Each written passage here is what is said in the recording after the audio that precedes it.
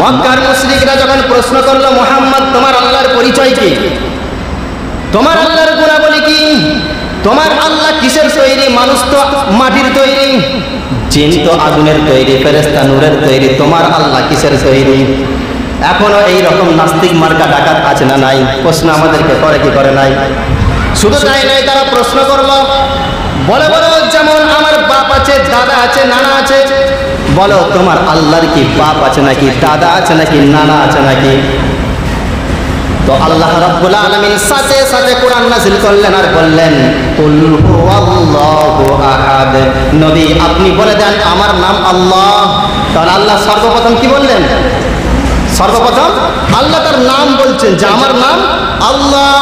বলে আল্লাহু আকবার, আল্লাহ আল্লাহর পরিচয় দিচ্ছেন যে কুল, হে নবী আপনি বলেন, ওয়াল্লাহু আহাদ, আমি হচ্ছে আল্লাহ, আমি হচ্ছে একক, আমি হচ্ছে অদ্বিতীয়, আমার পরে আর কোনো ইলাহ নাই। বলে আল্লাহু আকবার, আল্লাহর পরে কোনো আর ইলাহ নাই। তো আল্লাহ রাব্বুল আলামিন বললেন, মুহাম্মদ আপনি মুশরিকদেরকে বলে দেন, কি বলবেন? মুশরিকদেরকে আপনি বলেন আমি আল্লাহ, আমি আল্লাহ, আমি এক, আমি ছাড়া আর কেউ ইলাহ নাই। তার মানে যারা মুসলিম, যারা মুসলমান, যারা নিজেদেরকে মুসলমান দাবি করে, শুধুমাত্র ইবাদত করবে কার? কার? শুধুমাত্র ইবাদত করবে কার? শুধুমাত্র সাহায্য চাইবে কার কাছে? আমার আল্লাহর কাছে, ঠিক কিনা? শুধুমাত্র সাহায্য করনেওয়ালা একমাত্র আল্লাহ। আল্লাহ রাব্বুল আলামিন বলেন আমি আল্লাহ। বলেন তো পৃথিবীর কোন দেশে যদি আপনি যান, কোন মানুষকে আল্লাহ নামে নাম রেখেছেন? আপনারা কি দেখেছেন যে অমুক মানুষ তার নাম রেখেছে আল্লাহ? এরকম কি আপনারা পেয়েছেন? এই আল্লাহ নাম হলো আল্লাহর জাতি নাম। কি নাম বললাম? জাতি নাম। তো আল্লাহ রাব্বুল আলামিনের জাতি নাম কেমন নাম? আমরা জানি ফিরাউন বলে একজন শয়তান ছিল, আমরা জানি কি জানি নাই? ফিরাউন সমস্ত মানুষকে, সে বাদশা ছিল, ফিরাউন সমস্ত মানুষকে একত্রিত করলো, একটা বিরাট বড় বৈঠক করলো, ফাহাশারা ফানাদা, বিরাট বড় বৈঠক করলো, করার পরে বলল আনা রাব্বুকুমুল আ'লা। বলে সুবহানাল্লাহ। কেন বললাম সুবহানাল্লাহ? আমরা জানি ফিরাউন বলেছিল আনা রাব্বুকুমুল আ'লা, আমি হচ্ছি তোমাদের সবচেয়ে বড় রব, ঠিক কিনা? কিন্তু তার একথা বলার সাহস হয় নাই, আমি তোমাদের সবচেয়ে বড় আল্লাহ। সাহস কি হয়েছে? পৃথিবীর কোনো মানুষের এই ক্ষমতা নাই যে সে নিজেকে বলে আল্লাহ, কারণ এই আল্লাহ নাম হলো জাতি নাম। এই যে আল্লাহ, পৃথিবীর কোনো মানুষের ক্ষমতা নাই, আল্লাহ নাম তার নামের সাথে জোড়ানো। এর থেকেই বোঝা যায় আল্লাহ এক, একক, আল্লাহ ছাড়া আর কোনো অদ্বিতীয় কেউ নাই। বলে সুবহানাল্লাহ।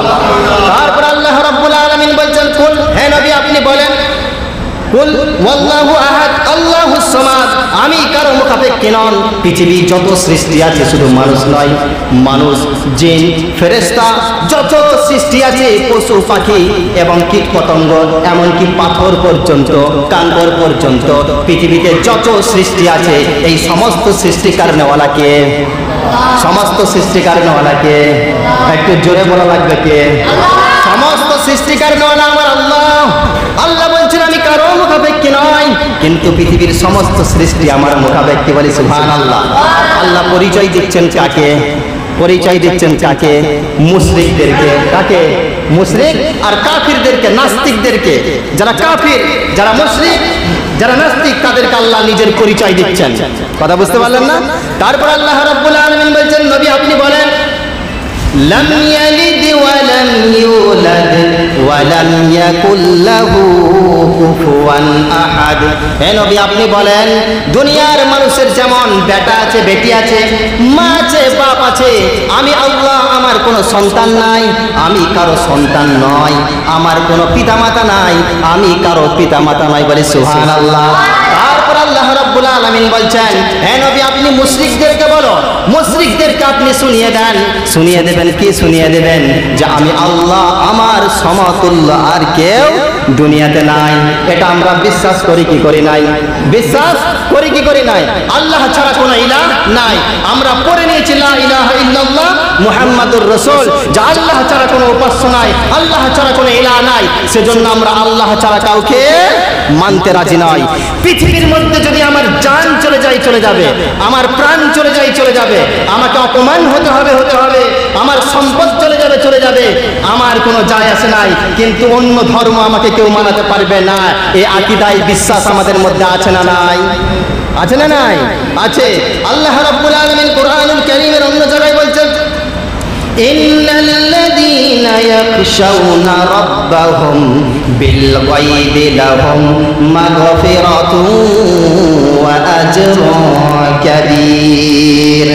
আল্লাহ রাব্বুল আলামিন বলছেন, অবশ্যই অবশ্যই যে ব্যক্তি তার প্রতিপালককে না দেখে বিশ্বাস করে, আমরা আল্লাহকে না দেখে বিশ্বাস করি কি করি নাই?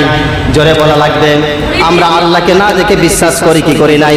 একথা আল্লাহ বলছেন, ইন্নাল্লাযীনা ইয়াখশাউনা রাব্বাহুম বিল গায়ব লাহুম মাগফিরাতুন ওয়া আজরুন কাবীর। আল্লাহ রাব্বুল আলামিন বলছেন, যেই ব্যক্তি তার প্রতিপালককে না দেখে বিশ্বাস করে, আমি আল্লাহ তাকে মাগফিরাত করে দেব, ক্ষমা করে দেব। বলি সুবহানাল্লাহ। শুধু তাই না, আল্লাহ রাব্বুল আলামিন বলেন, তার জন্য আমি মহা পুরস্কার রেখেছি। পুরস্কারটা কি? পুরস্কার হলো জান্নাত। পুরস্কার কি? জান্নাত।